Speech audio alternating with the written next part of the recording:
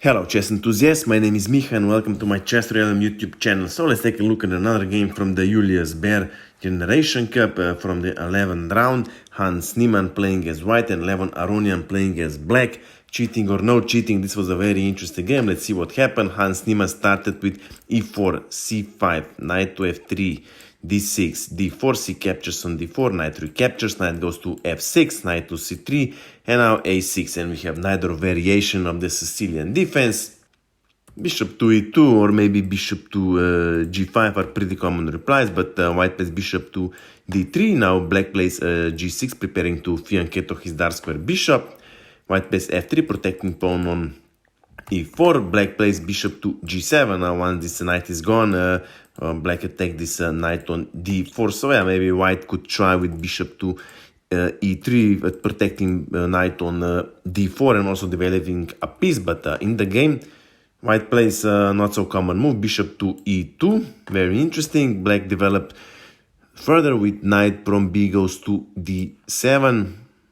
White castles king side, and now black plays b6, preparing to fianchetto also the other bishop, and white replies with bishop to e3, bishop goes to b7, all pieces are developed. White continues with queen goes to d2, protecting the bishop on e3, preparing maybe bishop to h6, putting some pressure here on the king side. Well, black shouldn't really worry about this. Black would have easily castled king side because white cannot launch any serious attack here at the moment.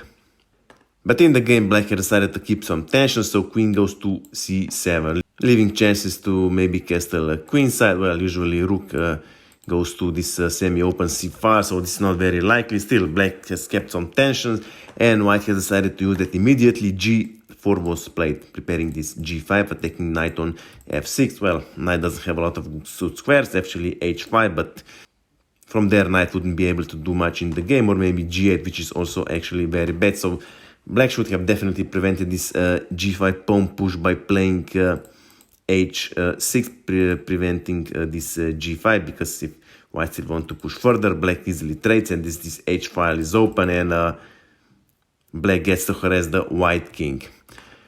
Black saw the things a little differently in the game. Knight from knight goes to e5, so we have clearance. Black is clearing this d7 square, and white immediately uses this opportunity. g5 play, attacking the knight. Of course, like I said, h5 is not good, g8 also not the best, so knight from f goes to d7.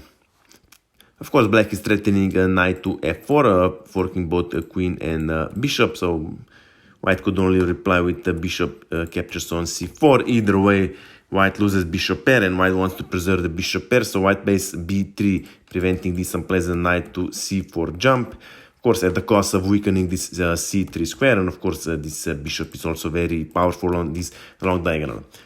So maybe black in this position should have simply played rook to c8, putting a lot of pressure here on this knight on c3. Let's see if rook goes to c8. Of course, white can attack the queen with knight to d5, but queen could easily go back to d6.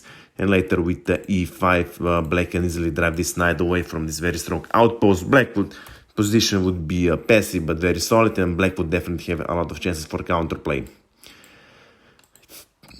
In the game, black plays e6 first, protecting this d5 square, not allowing this knight to d5 jump. Yeah, that's true, and preparing rook to c8, but here black loses important tap. White is on the move and plays f4, attacking knight on e5.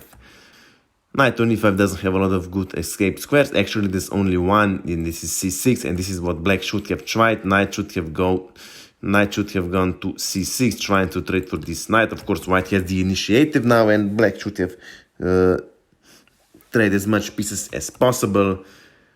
But here, in this position, black makes a fatal blunder.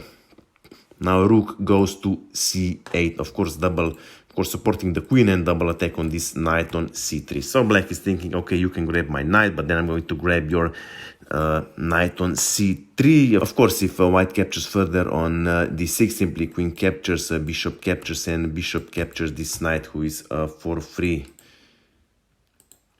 But even if white would capture queen on c3, then rook simply recaptures, bishop is under attack after, let's say, defending with king to F2, that's one of the options. Knight simply captures on e5, and now black is a pawn up, but not only that, his pieces are much better coordinated. Bishops are very powerful.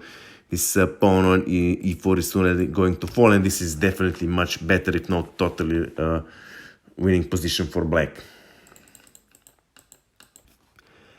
In the game, however, white finds a spectacular tactics. Knight from d goes to b5, attacking queen on c7. Well, let's see, black can capture or maybe remove the queen. If black should remove the queen to b8, let's see, knight simply captures on d6, forking both king and rook on c8. If king would go to d8, let's say after that rook simply goes to d1, when this knight is gone, we have a very deadly mating threats, and you have to keep in mind that this knight on e5 is still under attack. If, however, king would go, let's say, to f8, simply f-pawn captures on e5, threatening by rook to f7. Knight to e5 wouldn't exactly help, because knight simply captures on c8, queen recaptures. White is a whole rook up and is winning in this position. So in the game, black more or less has no other option but to capture the knight. So a-pawn captures on b5, knight recaptures, attacking the queen, and now black plays queen captures on c2. Of course, trying to trade the queens. After that, black would equalize the game, but white is on the move. Knight captures on d6, was played, of course, forking both king and rook. Of course, king has, let's say, 3 squares where he can escape. Let's see, if king goes to d8, again we have knight to b7, gaining back the piece, and in this position black couldn't play king to c7, because then the queen is for free. King would have to go back, let's say, to either e7, but then queen to e6 is again very deadly. And of course, if king goes to e8, again knight to d6, again forking both king and rook. If, however, black would try with king to f8, again f-pawn captures on e5, preparing this rook to f7. Even if black trades the queen, let's say queen captures, then simply we have rook captures on f7, check. And now king has only one option, king to g8, but then bishop recaptures queen.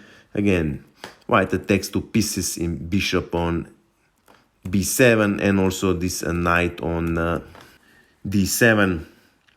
Bishop to e5 doesn't help, then simply rook captures on c7, protecting this knight, and again, white is winning here.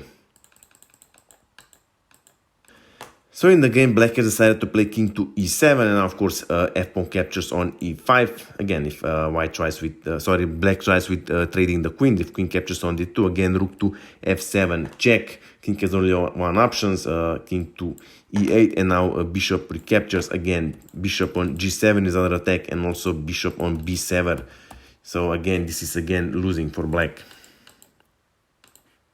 So in the game, black plays knight captures on e5, protecting this very weak f7 square, and now white continues with queen to b4, preparing this deadly discover attack on the king. Well, black is lost and maybe could have resigned here in this position. Still, black captures bishop on e2, and now we have mate in 3.